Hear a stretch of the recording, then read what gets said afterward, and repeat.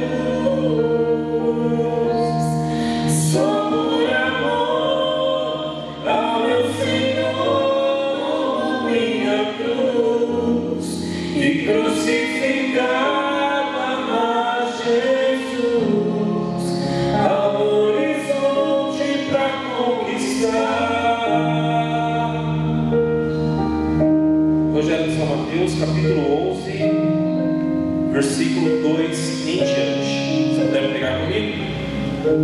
Mateus, capítulo 11, versículo 2 em diante.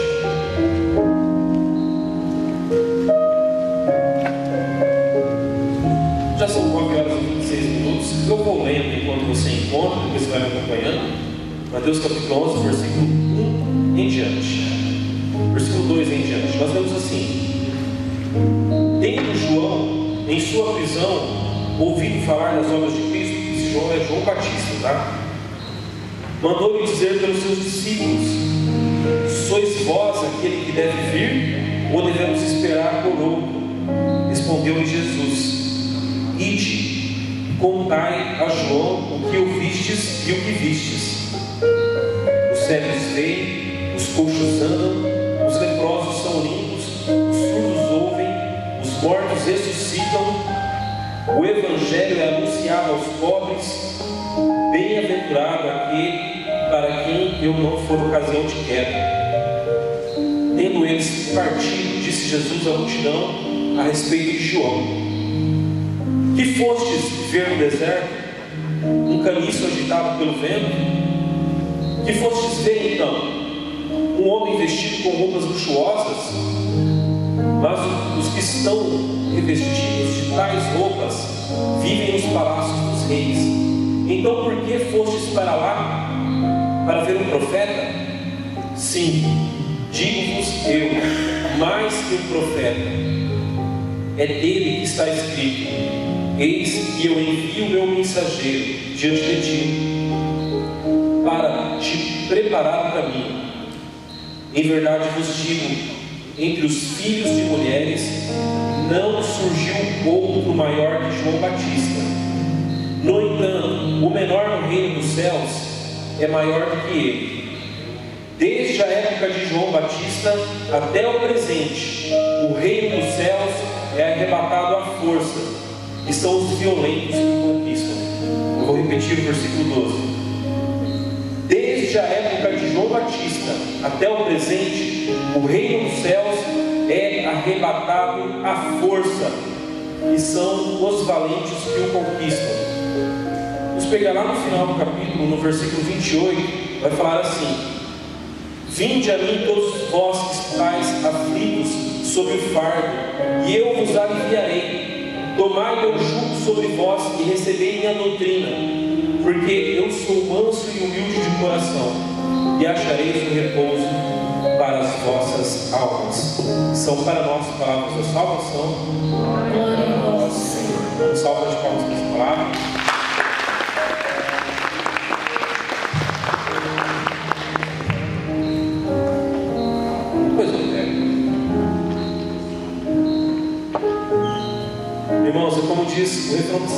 que a gente cantou, há um horizonte para conquistar. Imagine só que você está viajando dentro de um carro, o sol já está baixando, fica aquela paisagem linda. É ruim para dirigir, mas a paisagem é linda quando o sol está baixando. E você olha para o horizonte e você enxerga um ponto de referência lá longe, lá no horizonte. Talvez uma casinha, talvez uma árvore, talvez uma torre de energia. E o carro anda e não chega naquele ponto que você viu. De repente você se distrai, pega o celular, muda de música, e quando olha para frente, cadê? Não estou vendo mais aquela torre, não vejo mais aquela casinha. Sumiu. Será que o carro foi para outra direção ou já passou? E passa. E você olha e tenta achar outro ponto de referência. Irmãos, quando falamos em santidade, e hoje eu quero falar sobre santidade, amém? Fala comigo, santidade. Santidade. Eita, negócio difícil. A gente olha para o horizonte da santidade e fala que isso está tão longe de mim, é tão longe de conquistar isso. É como exatamente se a gente estivesse viajando e se algo lá longe anda e não chega. Só que quando a gente viaja, a gente vai de carro, né? Mas nessa caminhada em que nós caminhamos uma santidade, a gente está indo a pé. Então parece que fica mais difícil ainda chegar.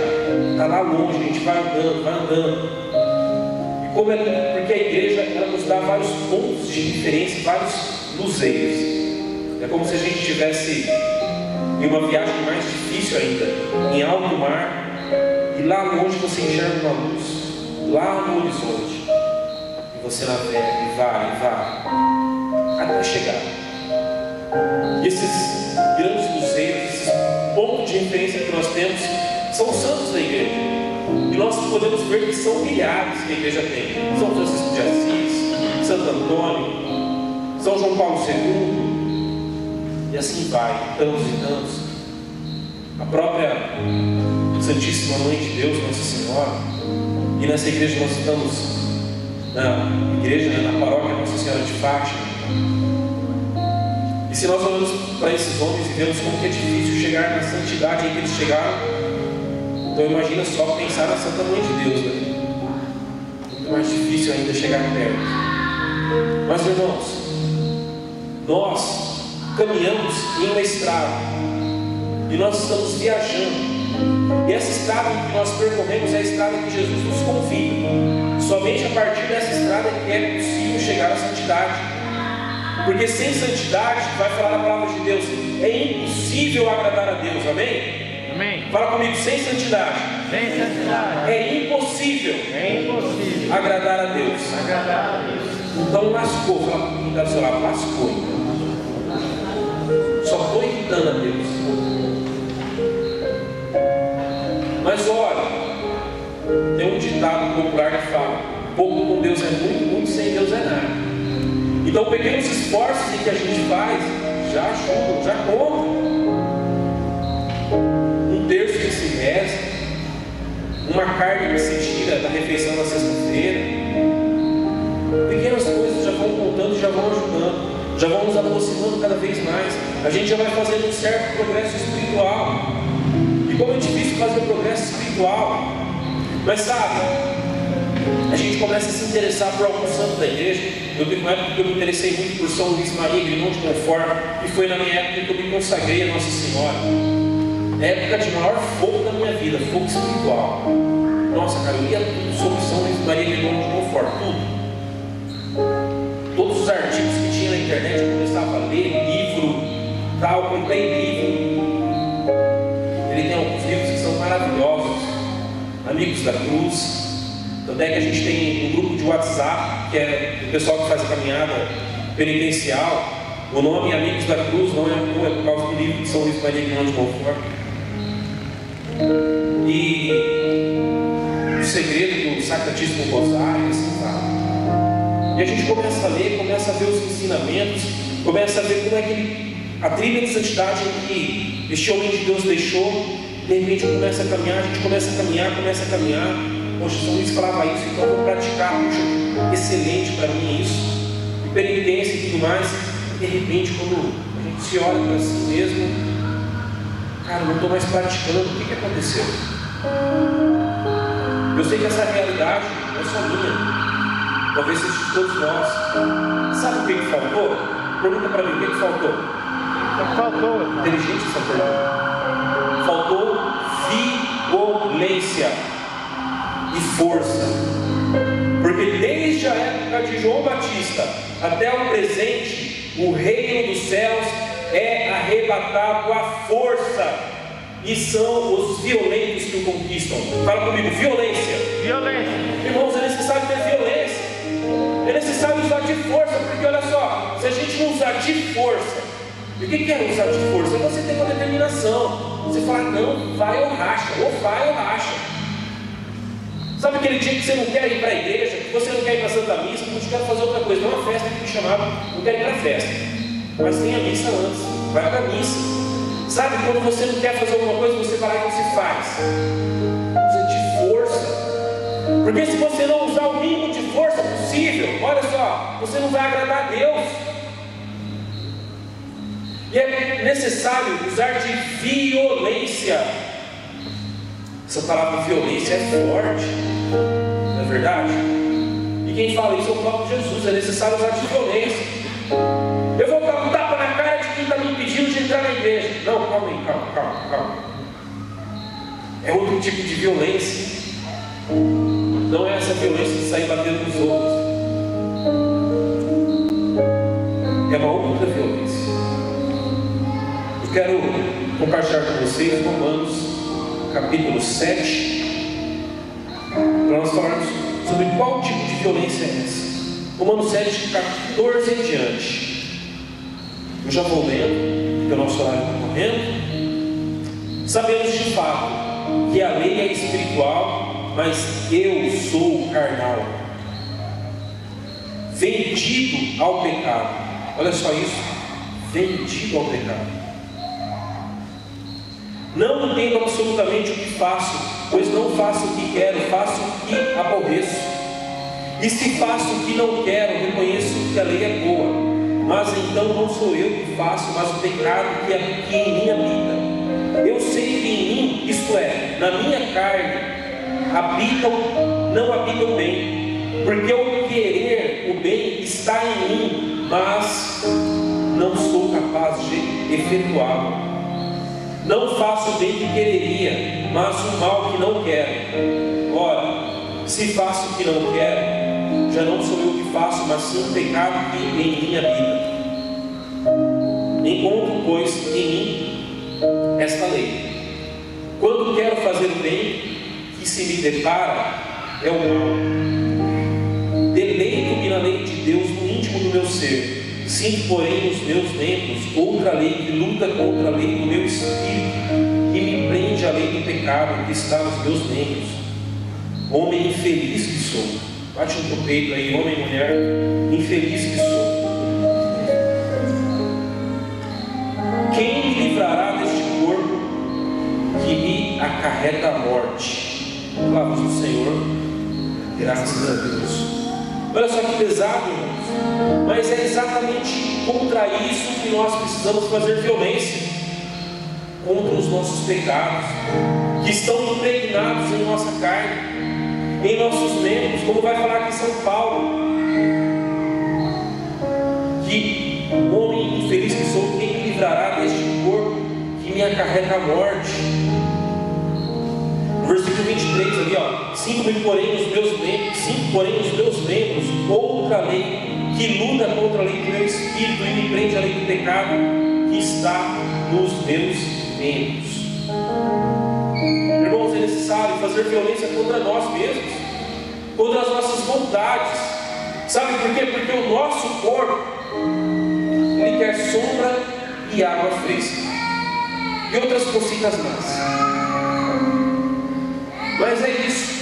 E ele nos impede muitas vezes de fazer a vontade de Deus. É o eu que está chorando? É o meu. Nós precisamos fazer violência contra a nossa carne. Como é gostoso, né? Comer um bifão no almoço. Aí vai a igreja e fala para nós católicos que nós precisamos tirar a carne na sexta-feira. Puxa, arroz e feijão. E um zóio, né? E uma salada, talvez. Ou, se quiser penitenciar mais ainda, nem ovo. Só arroz e feijão. Aí você coloca um alface para ser aquele tchan no prato. Ou melhor ainda, quem puder, nem almoce. Pula a refeição. Faça uma penitência mesmo de jejum. Nossa, mas eu quero tanto comer. Eu não sei vocês, mas todas as vezes que eu falo assim, hoje eu vou fazer jejum, é o dia que mais me dá fome. Meu Deus do céu. É o dia que dá fome danada. Na sexta-feira, então, dá uma vontade de comer um bifão. Mas é o dia que o Senhor pede para tirar, para combater. O meu corpo queria muito comer aquela carne gostosa. Mas não, eu não vou comer aquela carne. Eu vou penitenciar. Nossa, quantas vezes não teve caminhada penitencial? A gente sai caminhando aqui rezando o rosário. E naquele dia eu queria ficar em casa. Porque eu estou com dor na perna, porque eu estou com dor na costa, não sei lá, estou meio gripado. Mas não, é necessário ir lá penitenciar. O corpo queria ficar no sofá, deitado, assistindo alguma coisa gostosa, comendo alguma coisa, mas é necessário fazer penitência. Sabe, irmãos, quantas bênçãos que Deus nos dá, e nós, por nossas concupiscências, porque nós somos imperfeitos, porque nós somos, como fala aqui, impregnados no pecado, a gente pega as bênçãos que Deus nos dá e a gente acaba usando dessas bênçãos para se afastar de Deus. Eu não estou citando ninguém, mas quantas e quantas vezes não acontece isso? A menina reza a vida toda para um bom casamento. Aí Deus vai lá e coloca um José na vida dela, um maravilhoso José. E porque vai casar, para ter que mexer com as coisas do casamento, para de ir para a igreja, porque está ocupado mexendo com as coisas do casamento. E o rapaz, por ser mole, faz a mesma coisa, também para. Ou então Deus envia uma bênção na vida da pessoa, um filho, uma gravidez, uma gestação, coisa maravilhosa. Aí vem o neném, para de vir para a igreja, porque o neném é pequeno, não pode vir. Ou então Deus dá uma bênção com um emprego bom, que a pessoa tanto precisava para progredir na vida. Aí a pessoa começa a trabalhar, para de vir na igreja porque tem que se preparar para o trabalho, porque está cansado, e para de ir para a igreja. Irmãos, deixa eu falar uma coisa. Nós não podemos parar, nós não podemos retroceder, nós precisamos ser violentos, porque as bênçãos que Deus nos dá não podem ser ídolos nas nossas vidas. Um casamento não pode ser um ídolo. Isto é, você começa a olhar somente para aquilo e vai deixando as coisas de Deus de lado. Não, nada pode tirar você do caminho de Deus. Amém? Amém. Nada, absolutamente nada. Nada. Nem casamento, nem emprego, nem filho, nem namorado, nem namorada, nada. Nada. Nada. Fala nada? Nada. Nada. Absolutamente nada. Nada pode ser desculpa, porque exatamente nada é desculpa. Aí o servinho de Deus está lá, serve no acampamento, faz de tudo, etc, etc. Entra para a faculdade, 4 meses de faculdade, vira ateu, porque assistiu a aula de um professor progressista e sei lá o que mais das quantas, e começa a virar a cabeça. Meu Deus do céu, nós não podemos ser moles a esse ponto. Precisamos ter força. Quem falou que é para a gente ter força? Fui eu? Foi o Alex Calado? Foi o Márcio? Não, foi Jesus que falou para a gente o seguinte: olha só, para de ser Maria agora, meu filho, porque desde a época de João Batista até o presente, o reino dos céus é arrebatado a força. Repita comigo: força. Força. E são os violentos, repita, violento, que conquistam. Deus conquista. O resto, meu irmão, minha irmã, é besteira. Olha esse pivetinho aqui. Que lindo. É o meu guri. Por falar em meu guri, o outro guri que está lá dentro, sei lá, cadê o Pedro? Adolescência. Pedrão, quando nasceu ali, dava plantão à noite. Ela saiu um pouco antes da licença maternidade. Pedro não tinha nem 4 meses direito ainda, ele já voltou da aula à noite, voltou a dar plantão à noite no hospital. E eu precisava tocar na missa, tocar no grupo. Eu queria vir à igreja. Eu pegava um Pedrinho, bebê conforto, mamadeira, atrás do púlpito para não machucar o ouvido dele. Tocava na missa, tocava no grupo. Estava aí. E eu não sou o homem que eu sou hoje. Eu era bem pior, espiritualmente falando. O meu pós-Covid foi terrível. Eu fiquei 1 ano para me recuperar dessa Covid. Era melhor dizendo, sabe? Sofri pra caramba. Meu corpo ficou caro. Na primeira oportunidade que eu tive, quando eu sarei da Covid, peguei minha guitarra, coloquei ali, eu toquei sentado, porque a guitarra pesava 100 quilos. Eu não aguentava ficar em pé com a guitarra, mas eu toquei sentado. Eu não estou me gabando, estou dando exemplos. Até porque a gente tem que se gabar do exemplo dos grandes santos. Esses sim usaram de grande violência. São Francisco de Assis, certa vez, ele estava tentado.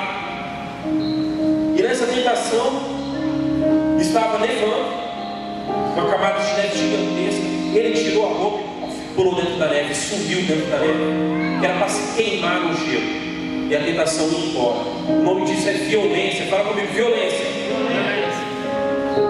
Mesmo São Francisco de Assis, outra vez, passou uma moça muito bonita por ele, e ele ficou numa tentação carnal terrível. E ele ficou procurando se livrar dessa tentação, e como ele estava com seus impulsos carnais muito fortes, ele não estava se aguentando mais. Tinha uma plantação de rosas perto dele. Não tinha ninguém de um lado nem do outro. Ele arrancou a roupa dele, o pó se meteu no meio daquelas rosas e se rasgou inteiro, começou a rolar no meio das rosas, cheio de espinhos. Violência, fala comigo, violência. Todos os santos usaram de violência, todos. Eu não estou pedindo para você se emprenhar no meio dos espinhos e se machucar tudo, não. Mas eu estou falando que o mínimo de violência é necessário, o mínimo de força é necessário, porque senão nós não vamos conseguir chegar até o final. E meus irmãos, fala a palavra de Deus que só vai se salvar aquele que perseverar até o fim. Tem que ter perseverança. E muitas vezes a gente vai capengando, a gente vai meio trôpego, e é normal isso, a gente cai. E quando a gente cai, sabe como é que o católico cai? De joelho na frente do sacerdote, se confessa, levanta de novo, vai, caminha. Caiu no mesmo pecado, caramba, o mesmo pecado, se ajoelha na frente do sacerdote, confessa, de novo, caminha nesse caminho, nem que seja meio que tropeçando, nem que seja meio torto, mas vai. Porque lá no final, nós encontraremos aquele ponto de referência em que a gente tinha vislumbrado um dia. E lá no céu, um dia, no final da minha vida, e se Deus quiser, vai ser assim. Que o Senhor me dê consciência que as minhas últimas palavras sejam uma palavra de amor à Santa Igreja, à Nossa Senhora, católico, apostólico, romano, escravo de Maria. E então o Senhor vai tomar minha alma, e quando eu abrir os meus olhos, eu quero dar um abraço em São Luís Maria, irmão de Montfort, que eu olhava lá no ponto, lá no horizonte. Eu quero dar um abraço à Nossa Senhora. Antes de tudo, eu quero beijar os pés dela, que eu não sou nem digno. Mas se ela falar, pode me abraçar, daí eu abraço. Meu Deus! Só que isso, meus irmãos, isso é pesado. Lá em Mateus, no capítulo 28, vinde a mim todos vós que estáis aflitos sobre o fardo, e eu vos aliviarei. Sabe quando o negócio está bravo, a tentação está forte, as dificuldades da vida estão difíceis? Vinde a mim todos vós, pois eu vos aliviarei. Tomai o meu jugo sobre vós e recebei a minha doutrina, porque eu sou manso e humilde de coração, e achareis um repouso para as vossas almas. Sabe aquela paz que nós todos buscamos, aquela alegria? E foi exatamente isso que me impulsionou de vir para a igreja. Quando eu não estava na igreja ainda, o meu irmão ele veio e fez um curso. Meu pai me obrigou a fazer um curso chamado Evangelização 2000, porque 2000 era o futuro. Mas está velho, cara. E ele se converteu. E tinha um retiro do Águias. Eu olhei para o meu irmão e falei, cara, ele está diferentão. Tem uma alegria nele que eu não tenho. E foi isso que me atraiu. Eu queria essa alegria, eu queria essa paz. Eu era um adolescente, como todo adolescente, cheio de conflito interno. Tinha horas que eu estava me achando, e tinha horas que eu era um bosta. Era assim que eu me achava, desculpa a palavra. Mas era assim que eu me achava, um adolescente, cheio de conflito. E eu fui atraído por essa alegria, essa paz que nós buscamos, esse sossego, esse repouso, nós só vamos encontrar quando nós nos submetermos a Jesus. Tomai o meu jugo sobre vós e receber a minha doutrina. Um cavalo que puxa o arado, que puxa as ferramentas, que eu não sei o nome, para arar a terra, ele fica num jugo, ele tem uma parada que vai no pescoço dele que o prende. E Jesus ele fala assim, tomai o meu jugo sobre vós. Meu irmão, minha irmã, tira o jugo antigo do pecado, da moleza, da falta de violência. Tira. Aí Jesus fala assim, toma o meu jugo. Aí você pega o jugo de Jesus e coloca sobre você. E não há outro jugo para nós cristãos senão esse aqui. Cada um tome a sua cruz e siga-me. É assim que fala Jesus. Então tome a sua cruz todos os dias. E toma a sua cruz com grande orgulho. E eleva ela bem para cima. E não tenha vergonha nenhuma de falar que você é católico, que você é cristão. E mesmo nas perseguições, mesmo quando tirarem onda com a sua cara, mesmo quando você falar, não, eu sou católico, e alguém começar a criticar a igreja na sua frente, estou nem aí, eu sou católico. Fala isso com grande orgulho. Defenda a sua fé. E vá até o final desse caminho. Finalizando, os santos eles tinham algumas características. Todos os santos eles têm características em comum. E essas características é que dizem, é o que faz a igreja dizer que eles são santos. Mas eu quero destacar duas características aqui, apenas duas, para finalizar essa pregação, para a gente rezar um pouco ao final. Duas grandes características de todos os santos da igreja.